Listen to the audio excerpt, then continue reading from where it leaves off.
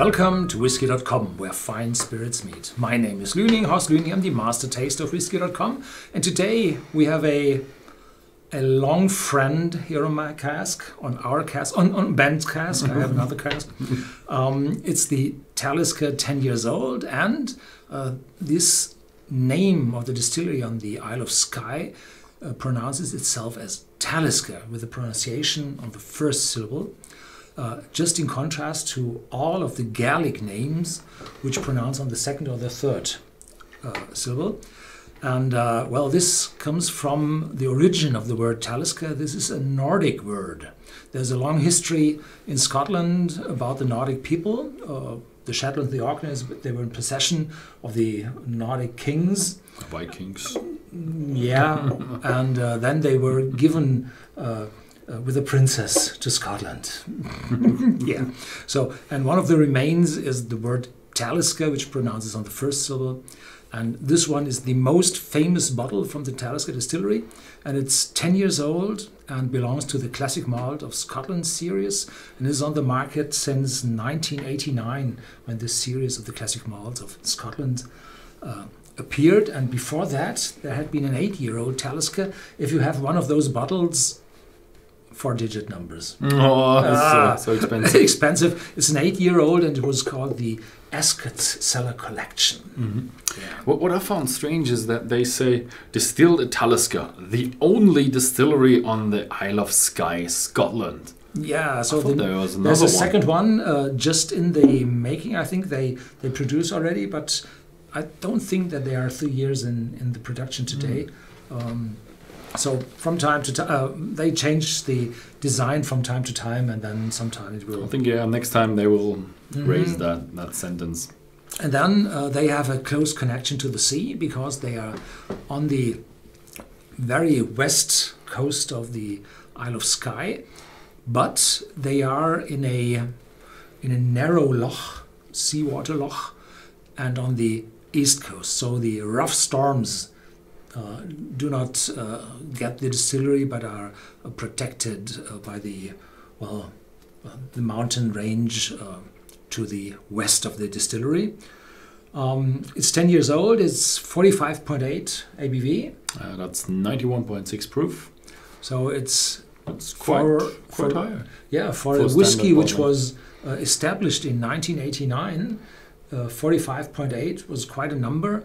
And in this Classic Malt of Scotland series, where the Lagavulin and Oban, Dalwhinnie, Cragganmore and Glenkinchie are in, every single bottle or even every single distillery itself has a distinct ABV which it's bottled. And they decided 45.8 is just the right value for Talisker. Nice. Yeah, they have a close connection to the sea. I've heard a lot about the taste because it's such a famous bottle. I never had one. I think I had a Talisker Storm before, or is there a Dark Storm? And maybe I had both of them, but I didn't have the 10-year-old. And there's always a discussion going on. Is it a chili catch? Is it a pepper catch? Is it what's the spiciness behind that? So I'm really excited about that one. The Talisker distillery. Have a look at Whisky.com in the whisky database there. There we have a lot of pictures from my visit at the distillery. And there you can see the pot stills, and they have a line arm. You have the pot still with a long neck, and then there's the line arm where the alcohol vapors are guided over to the condensers. And this line arm has a special S-shaped curve. And this may be the reason why this whiskey has this intense spicy. Yeah, so they don't give an official number of how much ppm we have in the glass, but from the discussion, the people have kind of the, what do you call it, common knowledge that it's about 20 to 25 ppm. From the nose, I would say that's a bit more. Yeah, so in the beginning, the peatiness or the smokiness is quite present, but it's not that intense that the aromas from behind are able to come through. There is a light, well, a citrus note behind. And if you smell long enough, there is some caramel note as well. So the peat level is really less than those extremely stinky malts from Scotland, which have 40, 50 or even more ppm, where you never be able to have a taste just in the first 5 minutes. Yeah, I do have a lot of smokiness in there as well. It's like a chimney smokiness with a combination of seaweed and a bit of a tang flavor. Little bit of citric note, a little bit of a fresh note, like a bit of freshness in there. And the sweetness is almost non-existent. Yeah, with the time, I feel more of this algae and seaweed. If you have something like a bit of a rotten flavor with a bit of a sweetness in there, like the rotting algae. So it's the seashore. It's the seashore, yeah, with a bit of a chimney behind us. But the citrus note is there, definitely.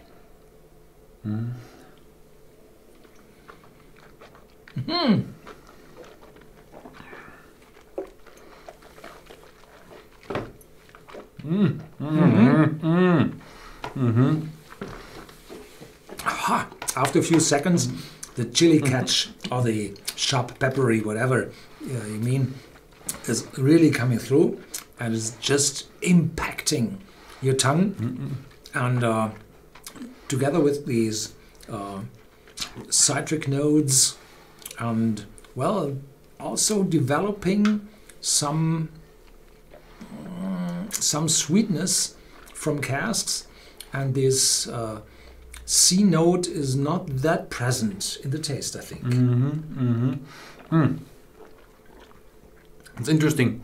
Usually when you have something in your mouth, you have a bit of alcohol, but this is really a burning chili, and when you swallow it, you do have it around in your mouth.